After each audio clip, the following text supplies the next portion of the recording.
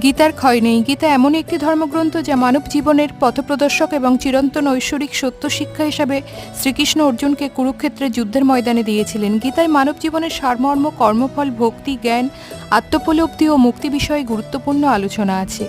এর গুরুত্ব চিরকালীন, তাই গীতাকে ক্ষয় করা যায় না। আমরা অজ্ঞতার মধ্যে জন্ম নিচ্ছি, অজ্ঞতার মধ্যে জীবনযাপন করছি এবং অজ্ঞতার মধ্যেই মারা যাচ্ছি। তাই কলিযুগে মানুষ এতটাই অলস, নিস্তেজ, বিপদগামী, পথভ্রষ্ট, দুর্ভাগ্যবান ও সর্বদা বিরক্ত। তারা জানে না তাদের সত্যিকারের ভালো কিসে হবে। তার জন্য প্রয়োজন গীতাকে আত্মস্থ করা। গীতার কথা অনুযায়ী যা হওয়ার তাই হবে। সুতরাং গীতাকে সাথে বহন করা নয়, বাহন করুন। গীতার জ্ঞানকে হৃদয়ে ধারণ করতে পারলে মানুষ দুঃখ, ভয়, চিন্তা, শোক, বন্ধন থেকে উত্তীর্ণ হতে পারবে। এটাই গীতার পুজো।